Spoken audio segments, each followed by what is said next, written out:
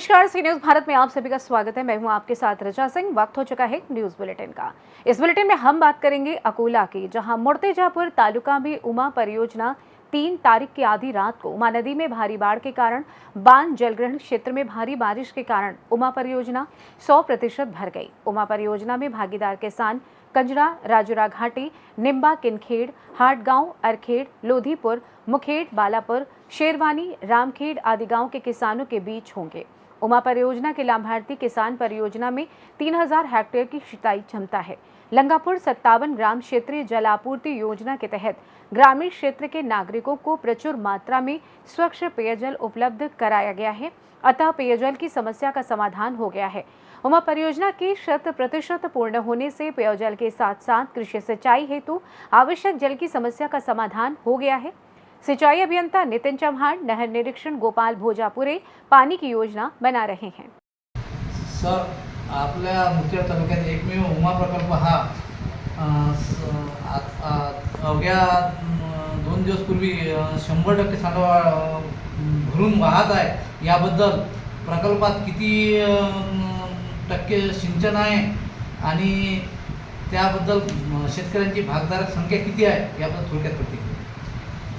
सर्वप्रथम उमा प्रकल्प 100% भरल्याबद्दल उमा प्रकल्पाअंतर्गत जे सर्व शेतकरी आणि लाभधारक शेतकरी आहेत त्या सर्वांचे अभिनंदन।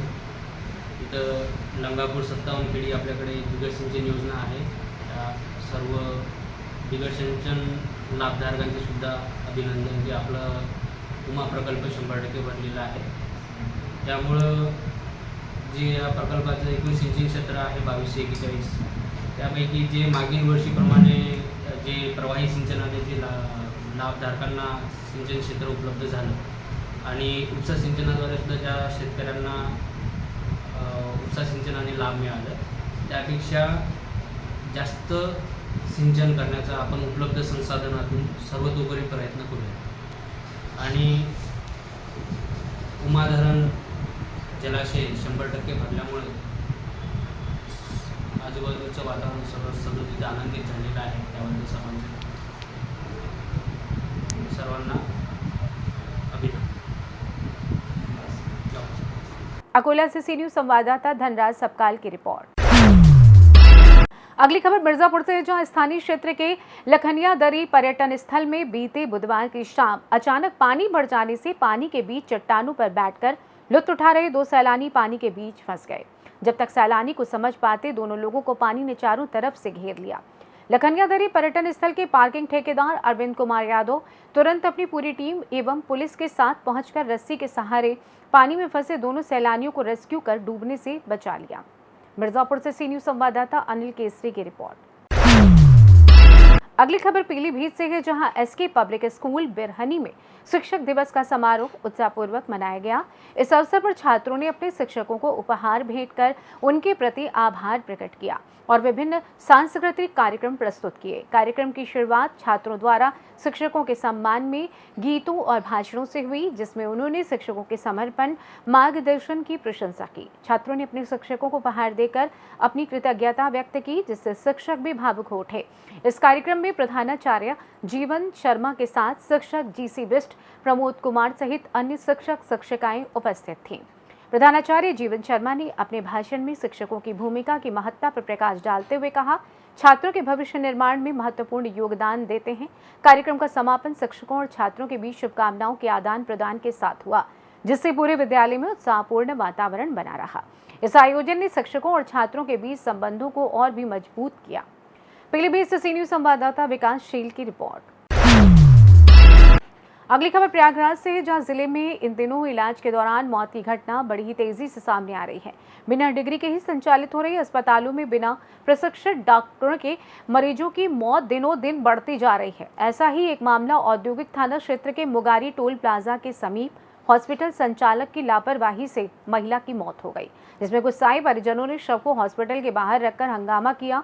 मुगारी चौराहे और टोल प्लाजा के बीच में इशू हॉस्पिटल में बुखार के इलाज के दौरान महिला की मौत होने की वजह से गुस्साए परिजनों ने डॉक्टर की लापरवाही बताते हुए बताया बिना जानकारी के इलाज किया, इसमें महिला की मौत हो गई है। परिजनों की मांग है कि मृतका महिला संजना यादव, पत्नी संतोष कुमार यादव, उम्र 30 वर्ष, जिसके 2 छोटे बच्चे हैं, जिनकी परवरिश के लिए आर्थिक सहायता और डॉक्टर के खिलाफ कड़ी कार्रवाई की जाए। मौके पर पहुंचे थाना अध्यक्ष औद्योगिक पुलिस टीम के साथ मौके पर पहुंचे और परिजनों को समझा बुझाकर शांत कराते हुए अस्पताल संचालक के खिलाफ तहरीर देकर शव को कब्जे में लेते हुए पोस्टमार्टम के लिए भेज दिया है। हुआ था फीवर, तो आए उनके मेडिकल स्टोर पे जांच कराने के लिए और दवा लेने के लिए। तो ये क्या किए, जांच किए, 1800 की इनकी जांच हुई।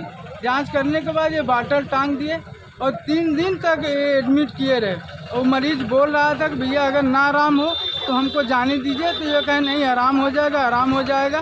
फिर जब उसका पूरा फेफड़ा जाम हो गया, 15 बोतल पानी चढ़ाए। पानी चढ़ाने के बाद जब नहीं आराम हुआ तो अपने से ले गए करछना सामुदायिक अस्पताल में।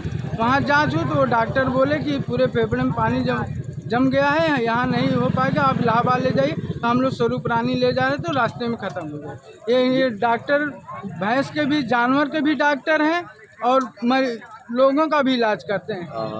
दोनों पशुओं का और मनुष्य का दोनों का इलाज करते हैं। कौन सी डिग्री है? अब क्या मालूम है कौन सी डिग्री है। मेडिकल स्टोर की इनकी डिग्री थी, पहले उधर खोले थे, फिर अपने जगह पे खोल लिए हैं ना। कोई इनके यहाँ जो वो बहुत गरीब आदमी है, दोनों आदमी पागल थे, मंद बुद्धि के थे, और इनके यहाँ आए तो ये बस ऑक्सीजन लगा के बस उसको पानी चढ़ाए हैं, पूरे फेफड़े में पानी जम गया भाई साहब। तो क्या चाहते हैं, क्या कार्रवाई? नहीं, हम कानूनी कार्रवाई चाहते हैं, इनकी गिरफ्तारी हो और हमें कुछ नहीं चाहिए।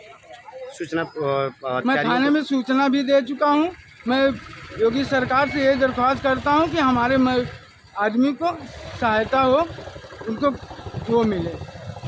मृतका का नाम क्या है? संजना यादव। उनके पति का क्या नाम है? संतोष कुमार यादव। अपना परिचय बता दीजिए। मैं इनका भांजा हूँ, मेरे पड़ोस में ही रहते हैं। क्या नाम है आपका? मेरा धर्मेंद्र यादव नाम है। यह महिला को सर्दी जुकाम बुखार हुआ था, सोचा ना आके पैदल नज़दीकी हॉस्पिटल से दवा ले ले। दवा लेने के पश्चात जब वो बताई कि मुझे ऐसा बुखार हुआ है, तो कहा कि आपको जांच करना पड़ेगा।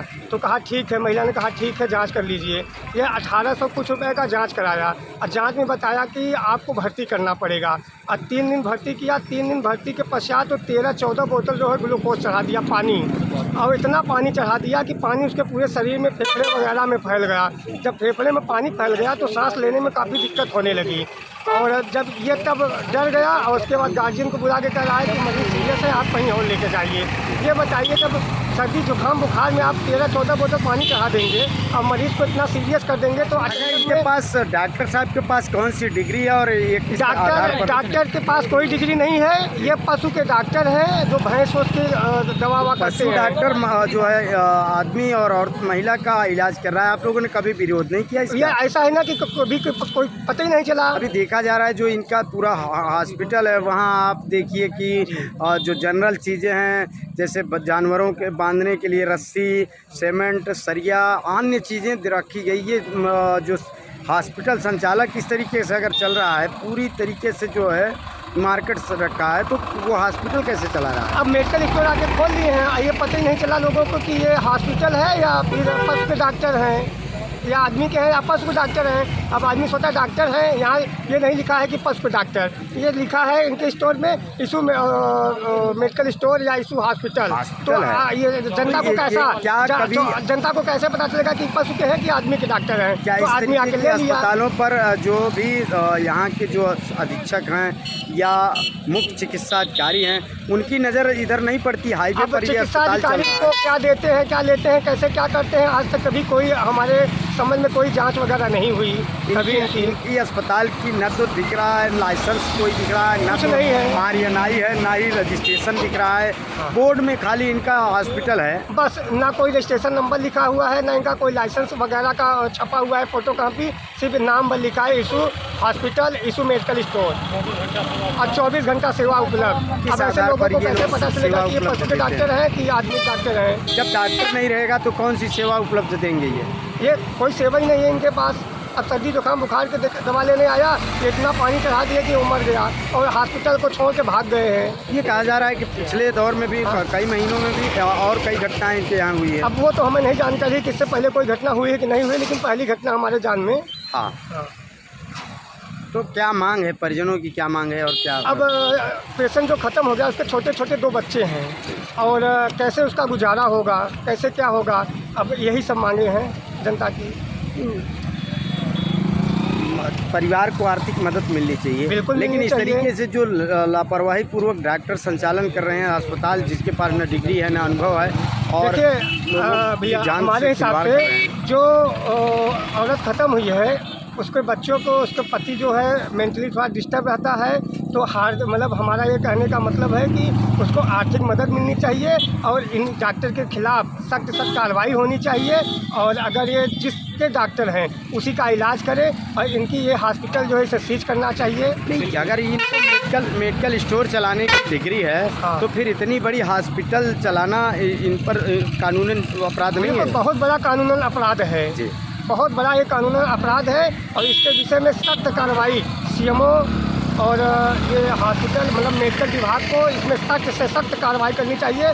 ऐसे जैसे इनकी हॉस्पिटल है, ऐसे कई लोकल झोला छाप डॉक्टर जमुनापार में लगातार देखा जा रहा है कि आए दिन ऐसे हादसा बराबर होते रहे हैं। कोई निर्दोष सर्दी जुकाम बुखार से मरा जा रहा है, कोई खांसी आ रही है, किसी को कुछ हुआ है और किसी कोई जानकारी नहीं है, और लापरवाही से काफ़ी लोग बेघर होते जा रहे हैं, छोटे छोटे बच्चे जो है अनाथ होते जा रहे हैं। ये सब ये बहुत बड़ी एक लापरवाही है भारत सरकार की तरफ से। अच्छे बताइए। मेरा नाम राजू यादव मुंगारी, और मैं एक पेशे से अधिवक्ता हूँ जो डिस्ट्रिक्ट कोर्ट में बैठता हूँ। प्रयागराज से सी न्यूज़ संवाददाता मंगला प्रसाद पटेल की रिपोर्ट। फिलहाल इस खास न्यूज़ बुलेटिन में बस इतना ही। देश दुनिया की तमाम खबरों की जानकारी के लिए आप देखते रहें सी न्यूज़ भारत। हर खबर आपके साथ, आपके हाथ।